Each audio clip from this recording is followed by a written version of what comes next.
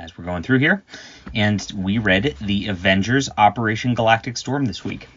This is a crossover, and I've read a lot of the crossovers on the channel from the 90s so far that have been released. We did Maximum Carnage. It's a fun topic for always, but...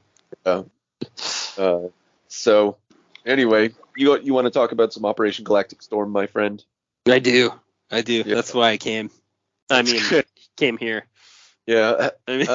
So I did the math, and I was like, "Fuck, we're moving real slow," and it's 19 parts. So we're gonna do two parts today, and maybe the other books get a little denser, but these ones were pretty light on the feet. Like, not a whole lot. These were fun. Yeah. Actually, what are they? Hold on a second. We're talking about Quasar here. Yeah. Operation Galactic Storm Part 3. This would be Quasar number 32. Mm-hmm. March 1992.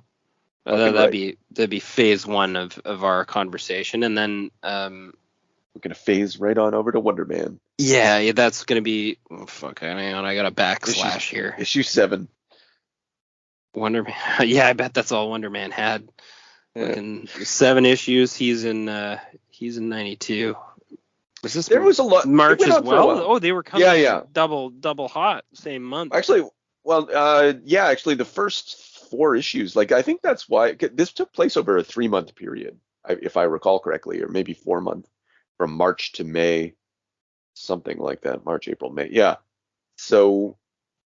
Because it's such a huge crossover with so many different titles. That's how they made it work. That's kind of a cool way to do it, though, because like you're generating.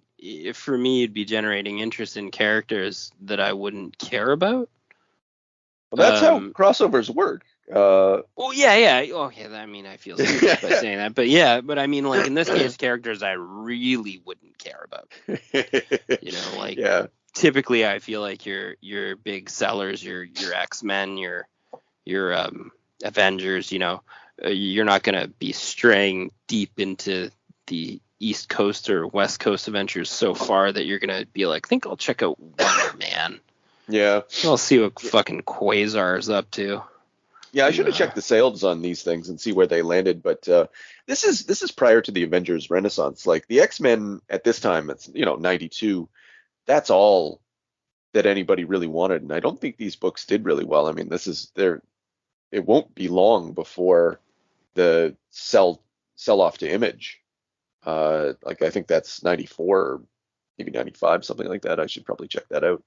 But these books aren't doing well. But I bought all these as a kid. This was amazing, and it was just so hot and fast. It just came out, and then I didn't really follow the rest of it. I didn't want to read about Wonder Man past this story.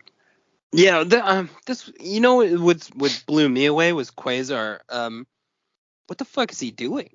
How'd they get him involved? They radioed him. Okay. Uh-huh.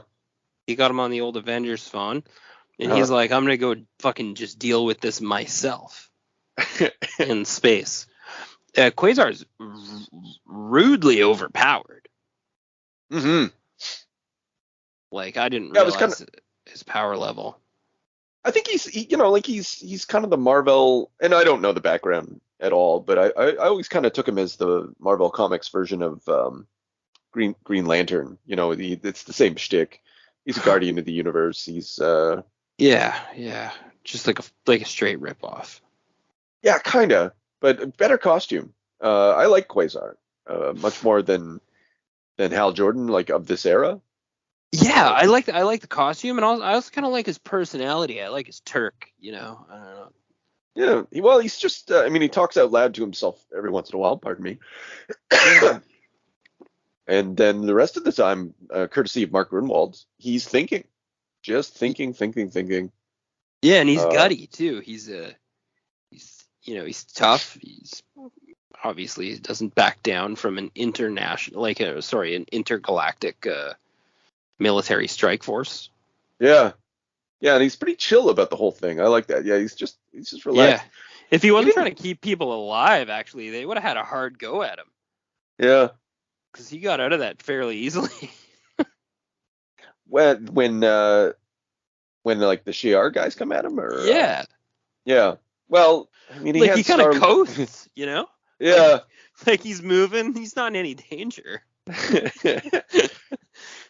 Him and it's I don't know, him and Star Fox, which we got to talk about Star Fox's powers a little bit. I don't know when we'll do that. I kind of wanted to talk about Greg Capullo's art first. This is Greg Capullo's first. He did some What If issues prior to this and a Fantastic Four backup strip or whatever, but this is his first comics work.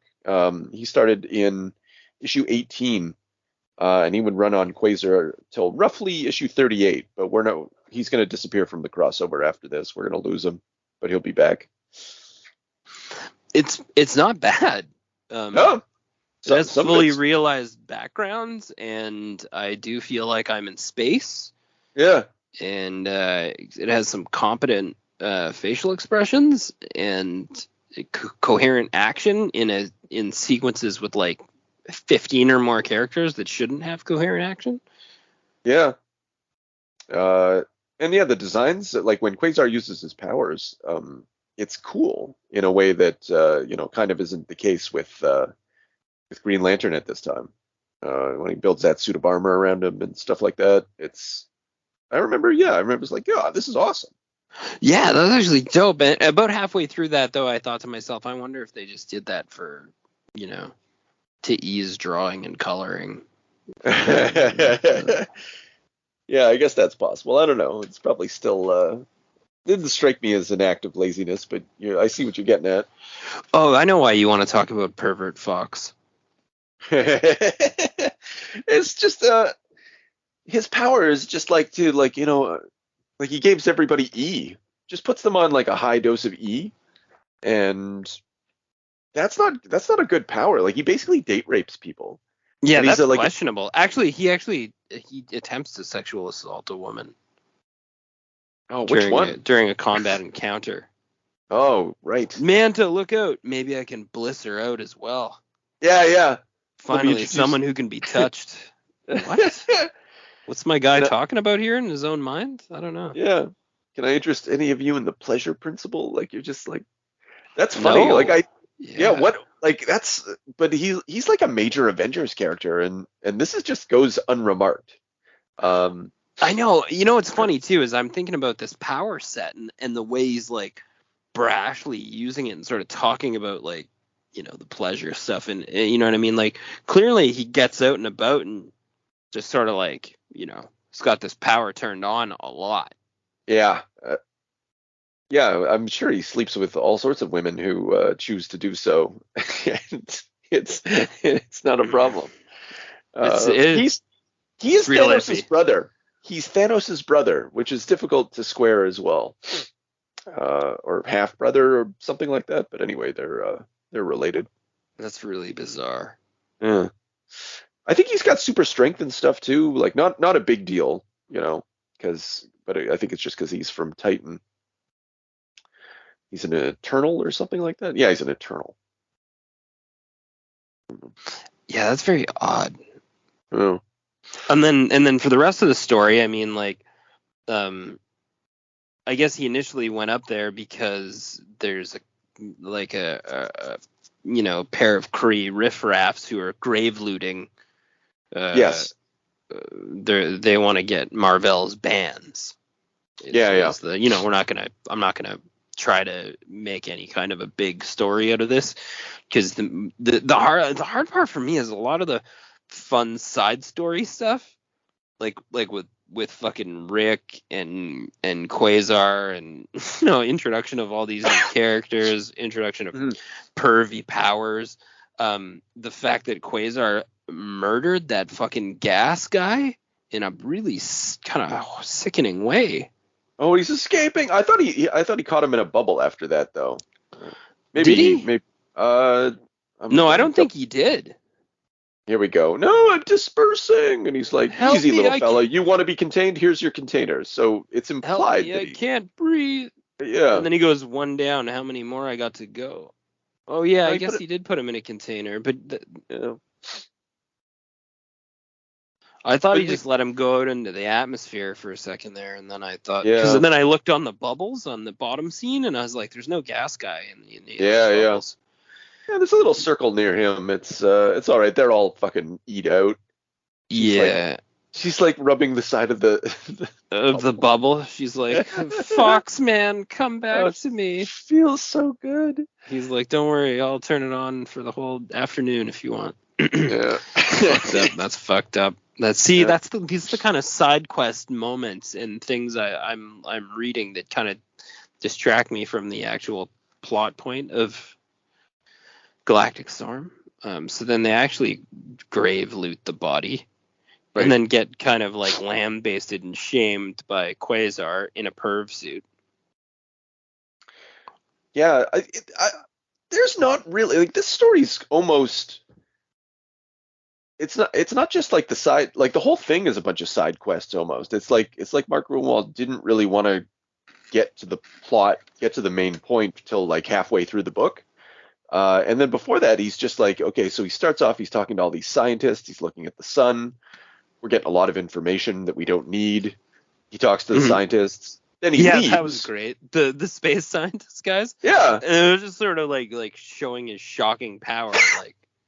Like you guys need me to move you away from this supernova, or like you're good, peace out. Like, okay. Yeah. Yeah, and they want to stay. We're scientists. And you're like, all right.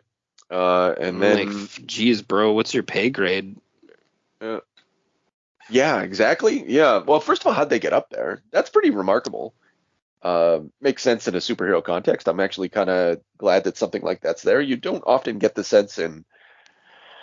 Actually, I can't speak to that. I was going to say in modern Marvel comics, you don't necessarily get the sense, but I don't read enough of them to know. Yeah, I guess it's kind of neat that how casually they address a superhero, right? Like in a world of superheroes. Yeah. You know, a scenario like that wouldn't be unusual. Oh, yeah, we don't see many of you guys in space, but yeah. Yeah. Thanks for checking in on us. Yeah. We have a job to do. So, yeah, then he flies off. He goes into hyperspace, talks to his mutant boss, child, Eon, or Epoch. Oh, yeah, that's fucking weird as hell, too. Why? Anyway, that was like 3 like bubbles inside one page that I was like, okay. Yeah, I don't need this. And then Quasar flies around to another ship. We get a flashback to some girl on the street who's having hallucination or something. That's not actually clear. Yeah, that's not either. Yeah, April O'Neil. I'm not sure. And then he busts into another spaceship, and then now we're at the plot. And so, like, what fucking? We're on like page 8 at this point. And yeah, so and the fight with the Shi'ar is really dumb. Like, fine, it was good. Greg Capullo got a reason to draw everything, like even like Gladiator. And I thought we were talking about this last time. Like, why haven't we seen the heavy hitters? And I was thinking like, oh yeah, that's awesome, the heavy hitters. But it's actually just 3 people. And it's not clear to me how they bust through the bubble, but I guess it doesn't really matter. Really doesn't matter. Well, yeah, like Quasar's kind of talking about that. He's like, he made a comment, didn't he? Yeah. Well, he's like, they're intangible. How come they didn't just come through the thing? Blah blah blah. And I don't know if we got an explanation, and I don't really need one. Well, what kind of strength do these people have? My dome's starting to crumble. Like he's a bit shocked, but he's not concerned. Yeah.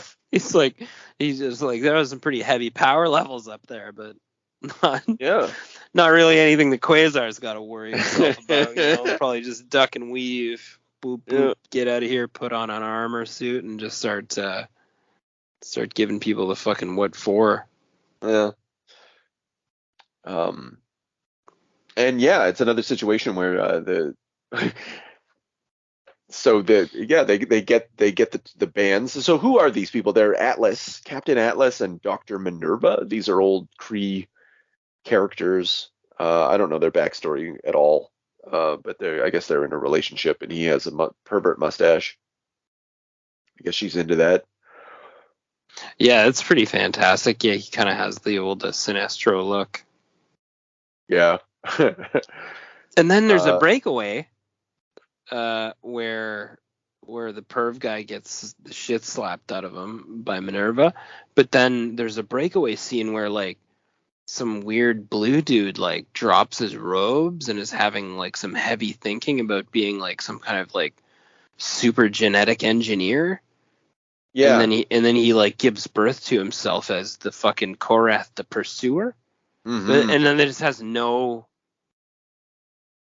bearing Not yet. on anything. Not yet. Yeah, I guess not. I don't know. Yet. I don't remember Korath the Pursuer playing a really important role in this storyline. So, but I like that I like his origin. I really like his 5-panel origin. Yeah, not bad. Just like his thoughts are heavy, man. Elon. Yeah. He really fucking birthed himself there. It was really kind of neat. And then I was like, oh wow. Yeah. Meanwhile, back at Mar-Vell's tomb. Immediately. Well, I was like, okay, that's cool. I'm gonna put some thought into that or go back and reread it. But then immediately the gas guy just about got butchered by accident, and then I got sort of sidetracked. Right. Well, maybe we'll see him again. Hopefully. Yeah. Basically, for just in case we don't, he's a scientist. He's cybergenetic engineering.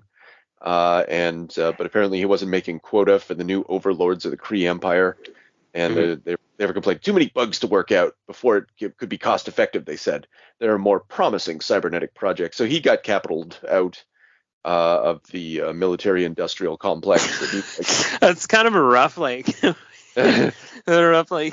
it's just he had his like contract canceled.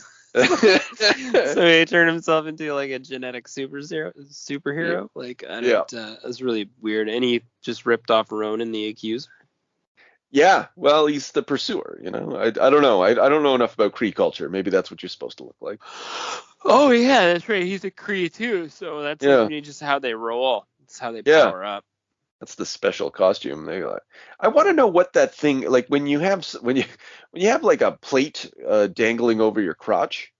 I want to know what that's called. There's got to be a special name for that because the Kree love it. It's a mini skirt, like a man skirt. Yeah, it just covers your dick and balls, but his doesn't cover dick and balls. It's like specifically has a little space so you can pee, I guess. Yeah, that's so it doesn't get it. Yeah, that's depends on like I guess dick access.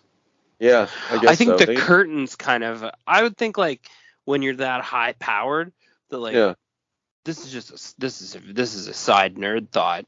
When you're smashing stuff, smashing guys, smashing through mountains, shooting the beams, so on and so forth, I would think a lot of debris kind of flies around, tiny rocks and stuff. Just don't catch one on the side of the testy if you have that kind of a skirt getup. Yeah, I think they could protect a little more. Like, who does it real well is Hawkeye. That guy's got skirt down to his days. Ankles. Yeah, man. That's actually to protect against crotch kicks, though. I don't feel like the real cosmic guys are as worried about a crotch kick. Particularly since they're not a bunch of like pervert womanizers.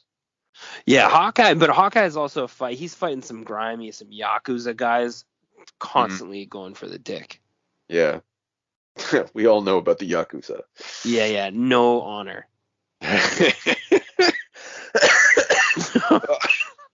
Still getting over a cold over here. So Captain Atlas gets the bands. Okay, that's right. And this starts like, okay, this is going to kick us into the next issue because that's right. It's hilarious. This segue would have made me buy Wonder Man. This was a 5-star segue. Yeah. With Rick traded play. Rick's just like Hawk. He's out in the vacuum of space immediately. He was like, he's in the fucking. He's getting bodyguarded by Wonder Man, just like chilling out with Cap getting kind of spoken down to, and then all of a sudden he's back in the vacuum of space. Like, Rick can't catch a break at all. No, man. I don't know if I think at the end of Wonder Man it's the end of Rick's involvement here, but it might not be the case. Like, he might just be tormented through this entire thing. That'd be ideal. That would be good for him. I'm really hoping so now that we've come this far. So which kicks us over to one. Okay, so I got something to tell you about this Wonder Man book, James. Okay, all right. I got something specifically to tell you about the writer, Gerard Jones. Gerard Jones was caught with child pornography in 2016. Jesus. He was sentenced to 6 years of imprisonment in 2018, but due to COVID, and they let a lot of inmates out and stuff like that, so only served about 3 years. I was reading his blog, his prison blog. He had a prison blog about child porn reform. Yeah, about him basically like, trying to make amends, I guess. I don't know. I haven't read it. But still trying to come to grips with and sort of talk about his experience. And so convicted child pornography. Well, he didn't make child pornography. He possessed it. He possessed a lot of it. Well, yeah, things like that get made. Yeah. If you show a demoralized interest in it, I guess. If you're a sick fuck and you're creating a need for that, and you're an accessory, really. I mean. Yeah. Well, I think that's how he ended up in prison for 6 years. That law makes sense to me. Yeah. So anyway, I just figured I'd put that out there. That's a caliber of shithead that we don't usually encounter in comics. Like, we've encountered a lot of unimpressive customers, but some unsavories, some we've been in the weeds, but not quite that deep in the weeds. Yeah, and so one of the reasons I especially wanted to bring it up is because I liked this comic. I thought it was a lot of fun. I thought it was pretty goofy. The scenario that was established due to the negabands with him constantly disappearing, and using it to sneak fight against Wonder Man. I thought it handled it pretty well, and it was basically a 22-page fight comic, and it never really slowed down or got stuck. It wasn't deep in any sense, but it was. No, it was a smooth. It was a gimmick. Honestly, they dropped the cliffhanger on you, and then they threw you right into a gimmick comic that was fully successful and entertaining throughout. Yeah, it reminded me of Peter David, where without the Peter Davidisms, obviously, but just a goofy superhero romp. So this. I guess this is what this comic was like. It was trying to bring that energy, and that's all right. I'm still not interested in this book, but it was welcome.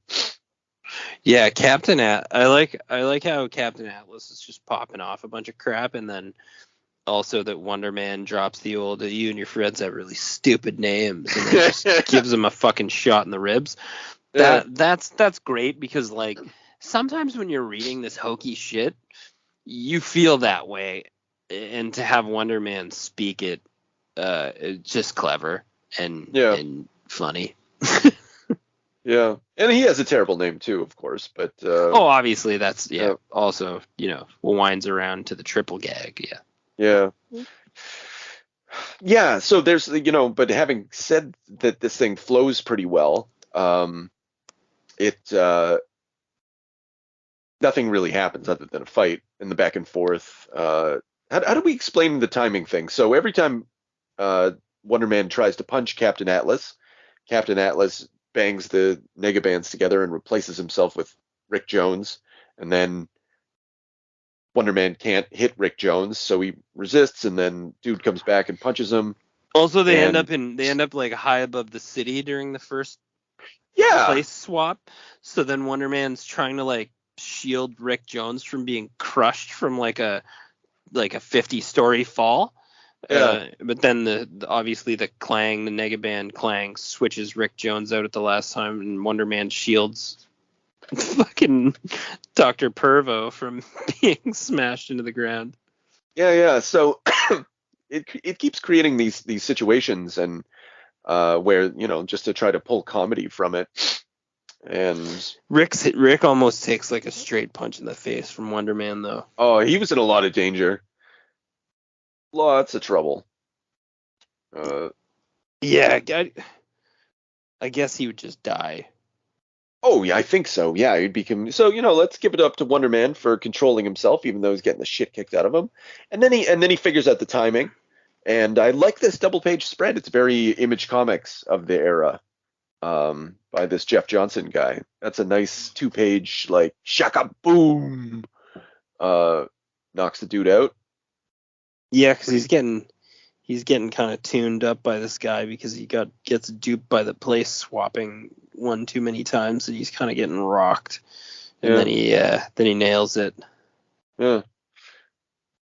And then that's then there's just a little bit. Okay, so Simon's going to go off to war, and then we get introduced to some of his like supporting cast in this series. So like his supporting cast is his agent. There's Scarlet Witch, and she seems to be all like fussy, and defensive of Wonder Man.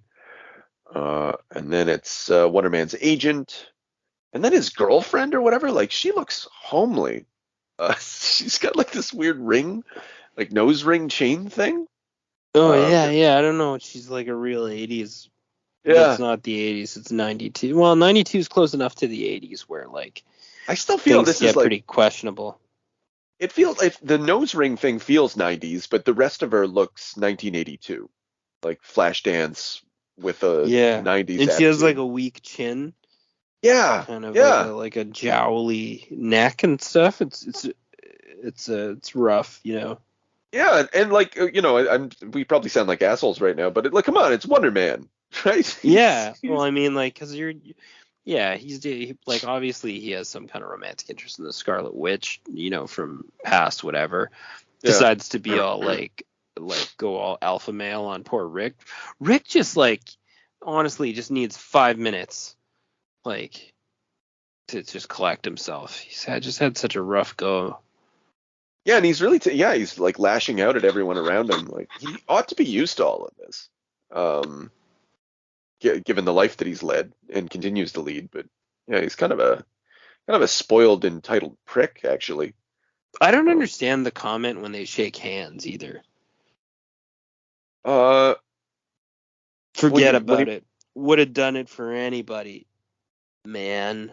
Yeah, I don't know why the quotations around man. Does he say, like, does Rick Jones say man a lot? I don't even see him saying man anywhere. Yeah, which kind of that makes it a real failure. It's just confusing. Yeah. Yeah.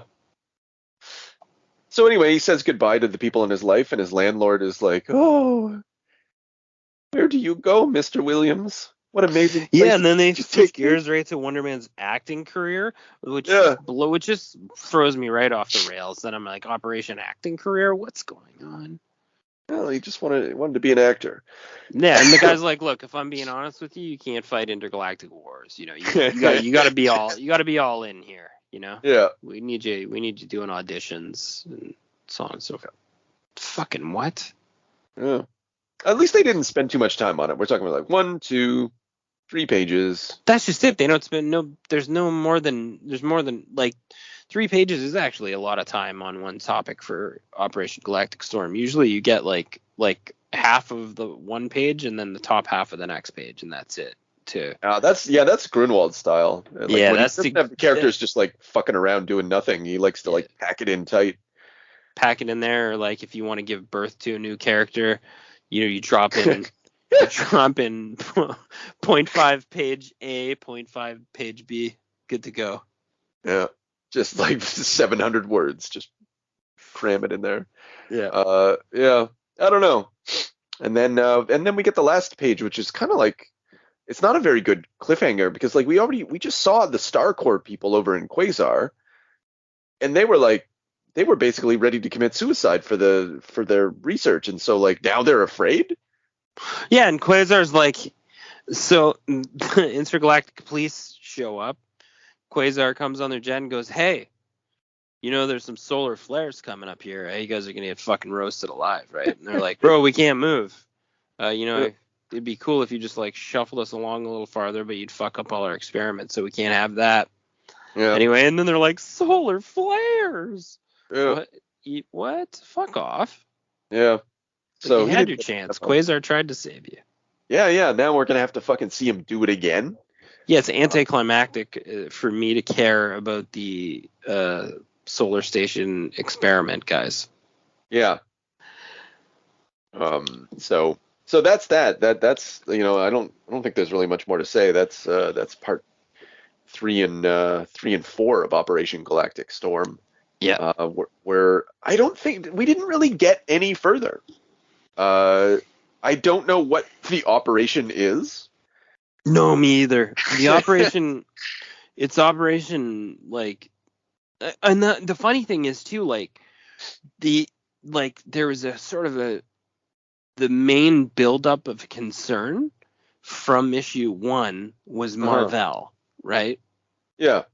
Mar-Vell's body, Mar-Vell's grave, basically like flushing out where that is, where that information can be dug out of poor old Rick's head. We power through that. A couple of these little grimy Kree guys get down there. They get the bands. They loot the grave. Kind of a dark, horrific scene. Then they have like a fucking full comedy fight with Wonder Man, and the guy gets captured. The bands are gone or also captured. Like, that's the end of it. Yeah, I guess they do. So the Kree haven't managed to steal the bands. No. I don't think anyway. So no, because Wonder Man beat the dog shit out of them and basically just took them back. Yeah. So yeah, but that really doesn't bring us anywhere. Like, I still don't. At this point, we don't know. Like, I know what the ultimate goal is of the Kree, but it's not clear from the story. Like, we're not even really getting any sense. Like, it's just like the Kree are trying to steal something, and it has something to do with Shi'ar. And sorry, the Kree are trying to steal something to keep it from the Shi'ar, and the Shi'ar are trying to assemble something using these materials. And I guess that's all right, but that's far and away like from a sense that there's a war. It's just a really kind of a shitty espionage. They're just burglars. They're just trying to stop the burglars on both sides. Yeah, and it's just I don't know. And I see the Supreme Intelligence lurking around there every once in a while, just making no sense at all either. Yeah. That's Get ready. okay. Get used to that. Yeah. All right. Yeah. Well, that's that. And so next time on Operation Galactic Storm. It's an Avengers issue. These are fucking dense. I don't know. Maybe we'll just read issue 1. Because after that's Iron Man, and that one's a little yeah. Anyway, we'll figure it out. Top tier, A books. Yeah. Check them out, everyone. Totally worth it. Good luck finding them. Now, all we need is a little energon and a lot of luck.